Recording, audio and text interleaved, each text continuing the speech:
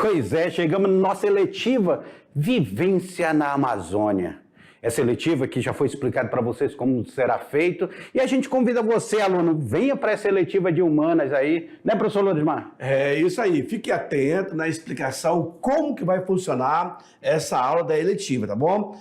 Toda atenção é fundamental para que depois você venha realizar lá depois da nossa explicação, tá bom? Fique atento, preste atenção e vamos lá, Beto. Hoje serão duas aulas. A aula 8, eu e o professor Lorismar vamos explicar, contar um pouco de história da geopolítica do estado de Rondônia, Sim. dessa formação. E a aula 9 será com vocês, é mão na massa, tá bom? Então, é com vocês, professor presencial, aluno, fique ligado nisso daí, tá bom? Vamos lá, começando aí, nós estamos aí na nossa aula de número 8 aí da nossa eletiva Vivências na Amazônia. E a gente começa aqui o nosso tema de hoje é no espaço da internet, conhecimento da Amazônia e Rondônia.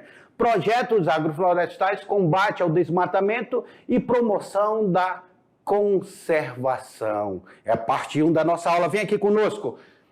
É interessante, Lorismar, o aluno ficar ligado porque nós vamos falar da BR. Sim.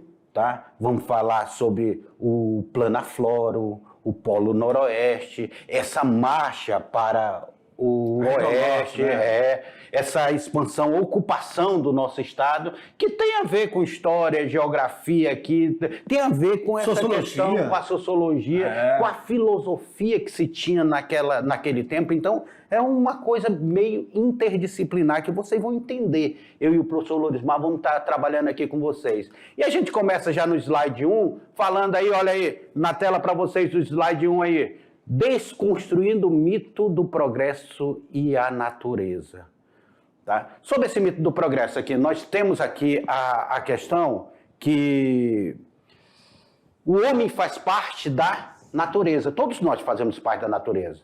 Nossa contribuição biológica é parte da energia e das matérias naturais. Somos habitat desses outros seres vivos. Nos alimentamos de outros organismos. E quando morremos, os micro-organismos tratam de reaproveitar da matéria orgânica que forma nossos corpos.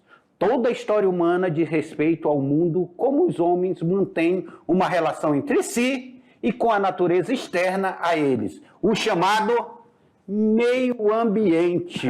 Meio ambiente. E falando de meio ambiente, Lorismar, será que nós estamos ligados ao meio ambiente ou nós estamos apartados desse meio ambiente? Não, nós estamos inseridos a esse meio ambiente. E é interessante que você falou da explicação, Beto, que nós nos alimentamos de outros organismos e quando nós morremos, nós servimos de alimento também. Olha que legal.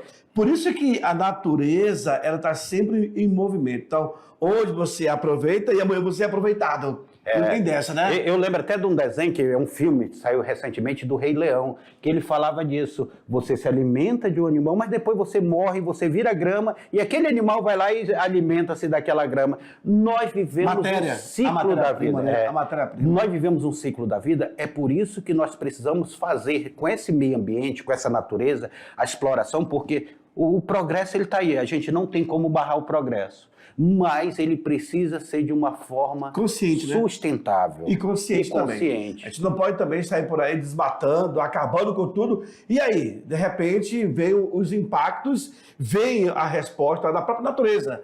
Como maremoto, tufões, tempestades, né? E a questão do nível da água começa a mudar. Enfim, toda uma estrutura ela muda mediante a ação do homem no seu tempo. E falando, Lorismar, sobre sustentabilidade, olha aí na tela para vocês. Vamos lá. Vai lá. Diz o seguinte, uma das maiores preocupações das últimas décadas, vamos colocar aí, 10, 20, 30, 40, até 50, tanto no setor público como também no setor privado, vejam só, é a gestão dos recursos naturais. Professor, o que vem a ser isso? Como é que você vai gerir? Como é que você vai se programar? Como é que você vai fazer com que tais recursos seja de fato explorado de uma forma consciente, como acabamos de falar aqui? Esse tal gerenciamento, ele deve ser realizado de forma economicamente viável. mais consciente de responsabilidade, socialmente justa e ambientalmente correta. Veja só? Então, eu posso linkar aqui três situações, economicamente, socialmente e ambientalmente. Ou seja, tudo isso deve estar conectado aos pilares do desenvolvimento sustentável. Podemos desenvolver, Beto? Sim, sem nenhum problema. Com certeza. Desde que seja. Veja só, vem aqui para nós. Não adianta, nas grandes cidades, as famílias acabam fazendo suas casas afastadas, nos morros, ou próximo de riachos ou de nascente. Se ela destruir ali, o impacto ambiental vai ser causado ao longo do tempo.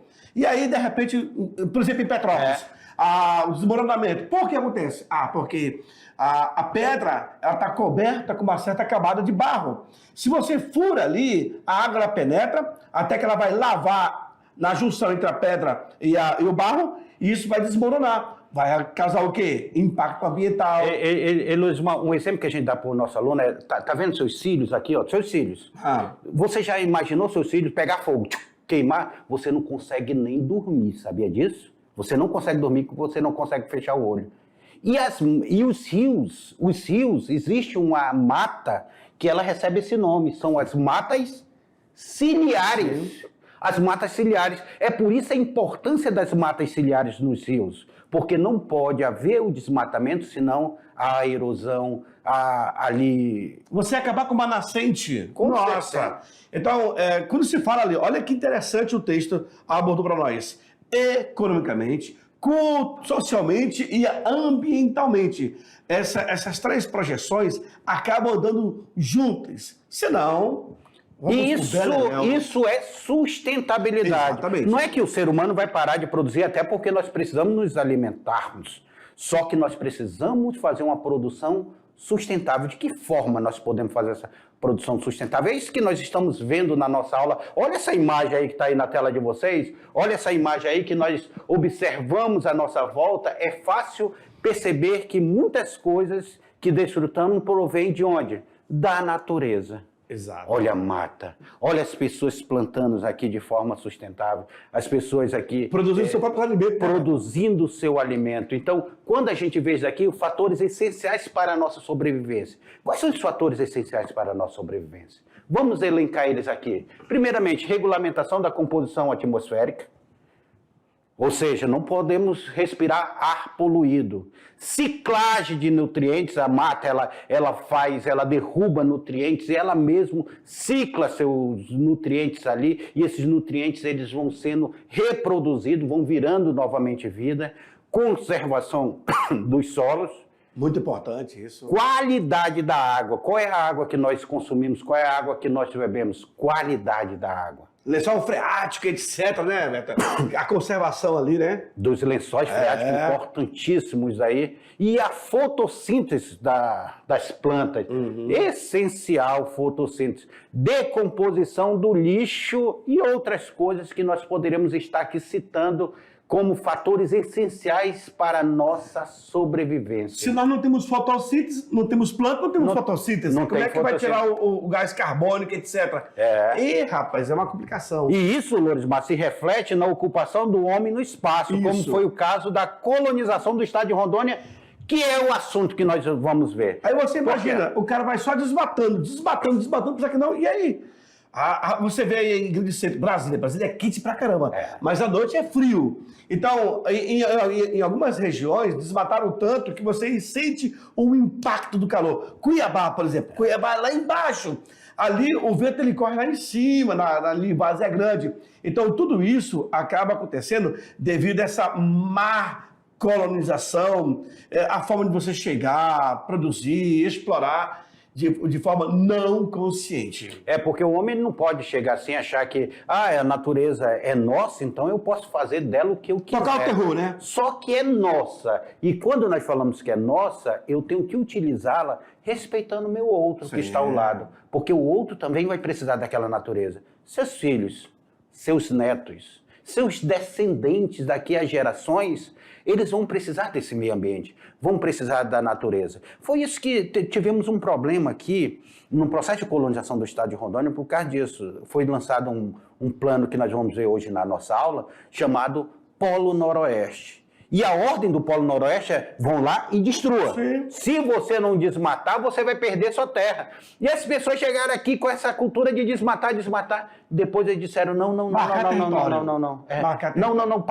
de desmatar, que foi feito de forma errada. Aí eles lançaram outro projeto chamado Planaflora, para tentar corrigir esses erros. Aflorar Tentar corrigir esses erros aí desse processo de colonização que nós vamos ver nessa aula de hoje. Colonização, Lorismar. A colonização de Rondônia, o impacto ambiental que foi gerado por essa chegada de imigrantes e da forma como eles se acabam implantados nessas regiões. Vejam, com a abertura da nossa BR-364 entre as décadas na verdade, na década de 60, entre os anos de 60 e 66, a rodovia de acesso ao, até então, território federal de Rondônia, ela foi construída por iniciativa do presidente JK, o cara que deu ali o upper, né?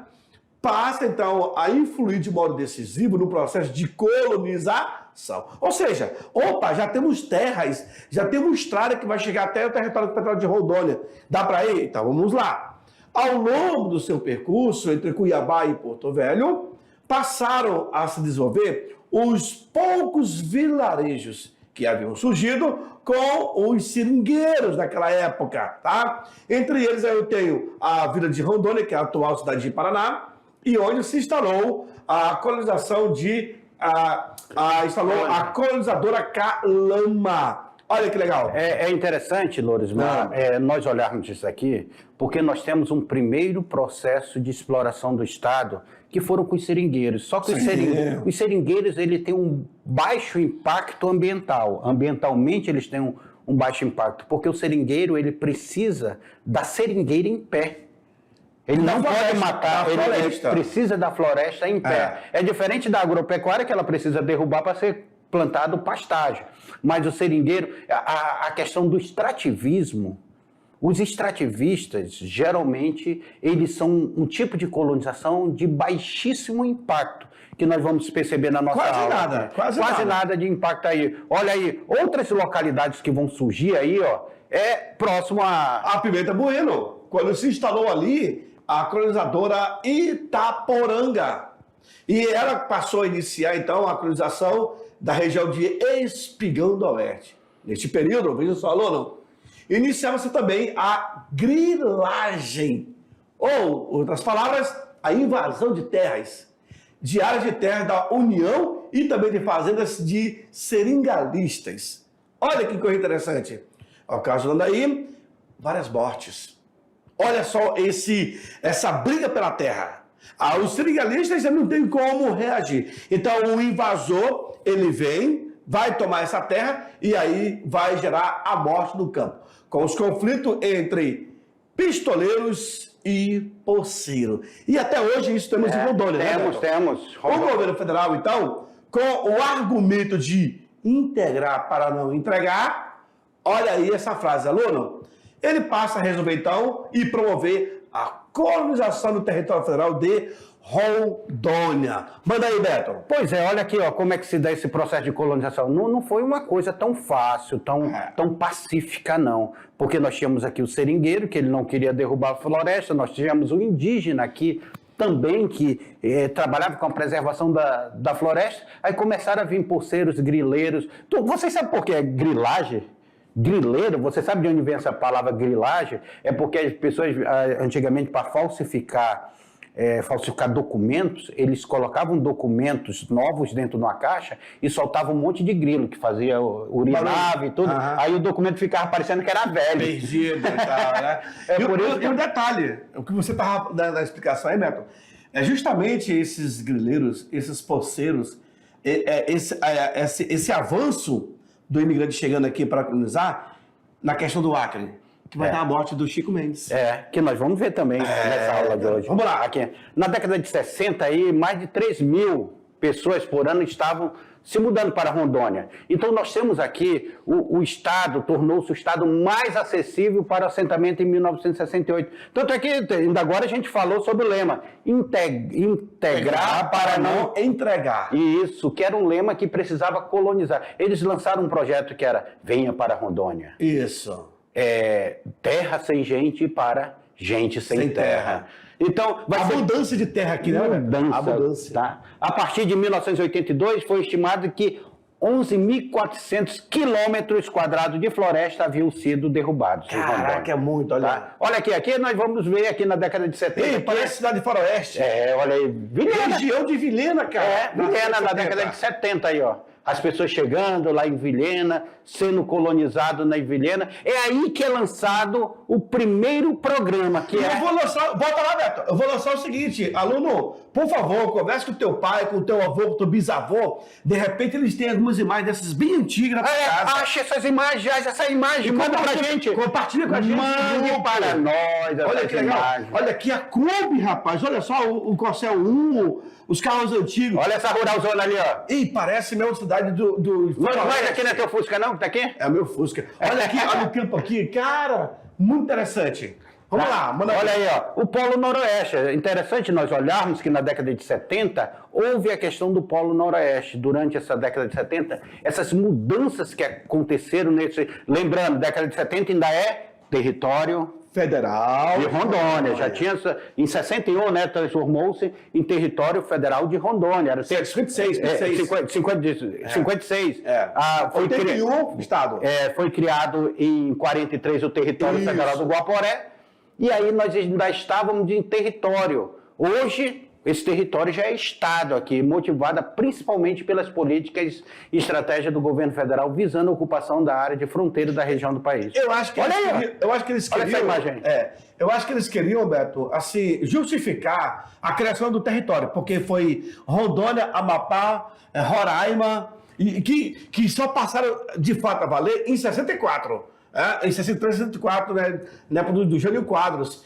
E aí é o seguinte, para poder justificar a criação desse território, então era necessário integrar para não entregar. Aí com isso, não, eu tenho que movimentar para justificar que de fato pode se tornar um território. Isso que a marcha para o Noroeste, chamado Noroeste aqui. Que também o Getúlio Vargas cria esse lema, né? Vamos lá. Na sequência... É interessante, o professor Lorismar falou de Getúlio Vargas, é interessante que o Getúlio Vargas ele começa essa visão de integrar essa região. E depois outros governos vão adotando isso daí. E começa essa marcha aí que nós estamos vendo nessa aula aí. Essa coisa que começa aí na década de 70, da década de 80, nós temos aí o financiamento aí. Olha aí na tela para vocês. Nessa sequência aqui? Nessa sequência aí, vamos lá. Tela.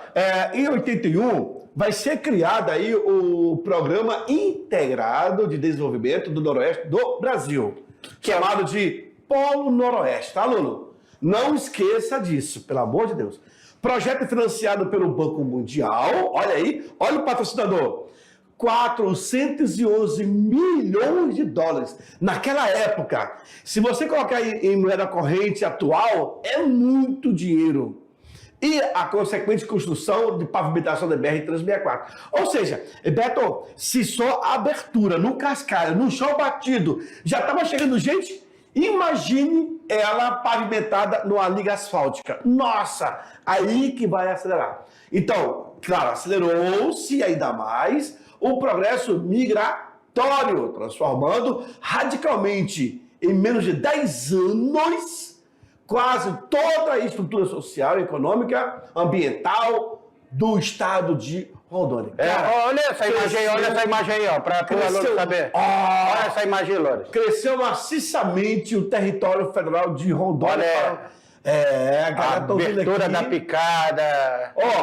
De Limeira, São Paulo, que é a BR-364, vai bater no Acre, né? Inicia então no Acre, e vai... tudo isso aqui é BR-364. Que na época era 029, né? 029, ou então Brasília-Acre. Na verdade, foi Brasília-Acre, aí depois 029.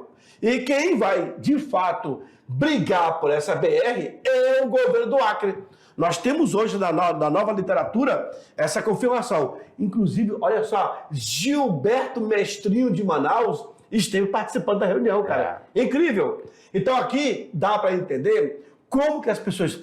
Cara, eles estavam querendo terras para poder ter o seu cantinho, plantar. Na verdade, desde quando os seringueiros vieram para cá, os aregóis, na primeira leva, na tentativa de ter aí, de fato, um ambiente para viver de forma digna, né? É por isso que o aluno do primeiro ano não pode perder as aulas de História de Rondônia. Com certeza Tá? não. Além dessa eletiva, vocês não podem perder a aula de História de Rondônia. Porque esse material aí, tanto dá para se beber da fonte da história e da geografia, como também da sociologia. Dá para fazer isso. Olha aí na tela para vocês aí. Vamos ó. lá, joga na tela. Olha aí. Isso. Ó. Então, essa pavimentação em Rondônia, aí da BR-364, foi concluída em 1984.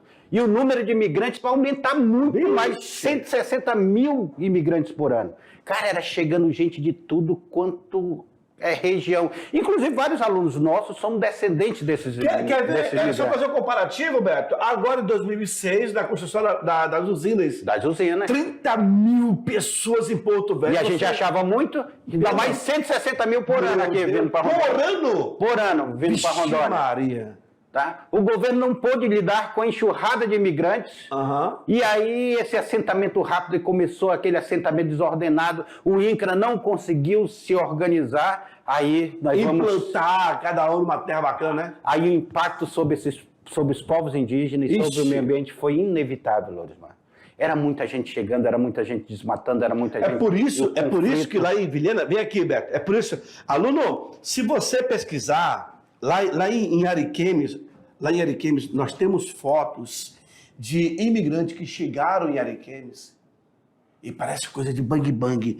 E o cara cravado de flechas pelo corpo. Cravado. Porque ali, inclusive nós temos na trilha do Urué, o Uauau, nessa região aqui. Então, assim, os nossos nativos, para não perder a terra, eles vão reagir ao invasor, que é o nosso migrante. E de Vilhena até Ariquemes, os caras foram batendo pesado. Então, cara, nós que andamos o estado, Beto, você anda bem longe, você encontra uma casinha longe pra caramba do centro. E o cara tá lá. Por quê? Ele tem a terrinha dele. Mas tudo isso foi uma forma desordenada de ocupação dessa terra. Infelizmente. Tá. Então, Lorismar, aqui nós iremos observar aqui a espinha de peixe, como era que se dava esse processo de ocupação. O que é ocupação? Olha aqui, ó, a BR passando aqui. Por que é chamado espinha de peixe? Porque ele vai começar a se alargar essa espinha de peixe para outras regiões e vão começar a ocupar. E aqui tudo essa espinha de peixe trazia seres humanos. Na verdade, a avenida principal é essa que passa aí, depois e aqui, ó, o colono chegava, Lorismar. Quem era que estava aqui? O indígena. Nosso nativo, né? O nosso indígena. Aí o conflito... Ele vai ser expulso. Vai ser expulso. Vai ser expulso. Para não ser expulso, eles vão reagir. Eles vão ser contaminados com doenças, eles não tinham anticorpos, há uma dizimação. Vão aprender a cultura do branco, a beber, a fumar, etc. Aí começa, olha aqui, ó. Aí aqui olha já essa expansão. Essa foto de 2000 aí, essa volta lá, aquela de quando? Olha aí, ó. Essa daí é bem antes, quando começa o processo de colonização, é daqui já uma foto de 2000 mostrando aqui já a espinha de peixe se expandindo. E com isso, o Polo Noroeste foi criado e acabou substituído pelo Planaflora, que o Planaflora vai ser concluído em 1981 com orçamento de 216 milhões de dólares, quais 72% seriam financiados pelo BID e uma contrapartida de 26% pelo governo brasileiro. 13% do governo estadual e 13% da União. É legal, Lorismar, que nós falamos sobre vem cá conosco aqui. Nós falamos sobre o... Vem não, né? Vem não, né? Não vem não, né, Beto? Nós falamos sobre o BID e o Banco Mundial. Sim, nós falamos sobre sim. esses dois bancos aí. E quando nós falamos sobre esses dois bancos aqui, quando a gente está falando sobre esses dois bancos, nós estamos falando sobre dois bancos que foram criados após a Segunda Guerra Mundial. Para a reconstrução da Europa, precisou-se ser reconstruída a Europa, foram criados esses dois bancos aí.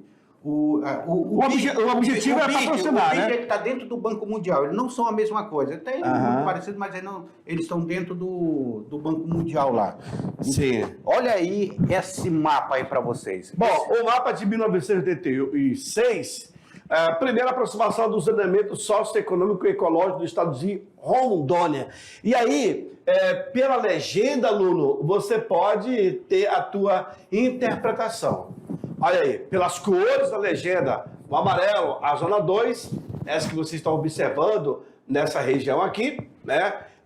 O azul, esse zoneamento, essa divisão, essa composição de como o estado vai ser literalmente dividido. O que de fato está atingido. Olha a área indígena, vocês estão vendo? Esse verde aí, ó, claro. Esse verdinho clarinho. Ou seja, ele vai estar sumindo aos poucos, tá bom? Passa para o outro lado, Losmar, para a gente ver lá. Olha aí, ó. Esse aí já diminui a questão a zona 32, a zona 33, a área indígena, a zona 31 aqui já vai começar. Olha aqui, ó. Passa aí. Isso. Olha aí, ó. Então, esse aí é né? o segundo zoneamento. Essa parte aqui central, olha aqui ela. Ela é o 1, que pode ser... Tem uma regra mais... A zona 1, né? Mais aberta aí. Vamos lá. Plano Flora. O Plano Agropecuário e Florestal de Rondônia teve sua origem na identificação dos problemas no processo de migração pelo qual passou o estado, sobretudo na década de 80. E ainda tem aquela palavra migração e imigração, né? Ou seja, o deslocamento dentro do território, que é a migração. A migração que vem de fora. Então, iniciou o seu contrato de empréstimo, assinado no dia 19 de nove de 92, na época da no Rio de Janeiro, né? Entre o Banco Internacional para a Reconstrução e Desenvolvimento, o chamado BID, e o Brasil para a execução dos estados de Rondônia. Ou seja, patrocínio não faltou. Com a justificativa, né? Vejam, os objetivos, o método. O principal objetivo do Plano Flora consistiu na implementação de ações que propiciem o aproveitamento racional dos recursos naturais de forma favorável ao desenvolvimento sustentável de Rondônia. Recuperação da área desmatada dos ecossistemas frágeis. Ponto de vista econômico, o Plano Flora usava a proposta de captação de recursos financeiros do Banco Mundial para a viabilização do desenvolvimento do estado de Rondônia e, socialmente, seria essa participação da sociedade civil no processo dos diagnósticos. Então, o Plano Flora, ele tinha esse objetivo, Lorismar. E aí, na nossa última lâmina, aí, nós vamos ver que foi o invasor ao viabilizar o zoneamento... Foi inovador. Isso. Ao viabilizar o zoneamento socioeconômico. E ecológico, olha aí. Que em síntese era um instrumento técnico e político de planejamento. Tá? Então o Plano Flora ele tem buscava sustentabilidade e a absorção de conflito, de temporalidade, olha aí. Então, Beto, o Plano Flora, através do seu documento principal de negociação, ele vai alavancar para as atividades de desenvolvimento e preservação. Seria isso mesmo? Porque nós temos aí, nós tivemos primeiro o Polo Noroeste, traz o processo de colonização. Há esse impacto muito grande. Depois o Plano Flora, ele vem tentar corrigir esses impactos que aconteceram. Inclusive, eu trabalhei num projeto do Plano Flora e era um projeto muito interessante com os agricultores. Mas eu quero lembrar o professor presencial que a aula 9, aula 9 é com vocês, a aula 9. A aula 9 vai ficar com vocês, esse espaço aqui. Eu trouxe texto na aula 9 para vocês, eu e o professor Lorismar, nós preparamos aqui para vocês textos, nós trouxemos vídeos para vocês agora fazerem uma discussão, olharem os projetos de sustentabilidade que existem no estado de Rondônia e, quem sabe, fazer na oficina um projeto aí com vocês. Com base nisso, vocês vão criar uma abordagem, uma leitura, vão se aprofundar em tudo que foi falado agora aqui na nossa aula. Isso só foi um norte para vocês. Então procurem ampliar seus conhecimentos, façam essas pesquisas para que agora o chamado mão na massa, né, Beto? Mão na massa, Agora é com o aluno, é você. Claro, com o apoio do professor, vocês terão que se interagir, buscar informações, consultar, pesquisar para colocar em prática no espaço da internet, conhecendo a Amazônia e Rondônia. Projeto Agroflorestais, combate ao desmatamento e promoção da conservação. Parte 2. Agora é com vocês, alunos. Agora é com você, hein? Tchau, tchau.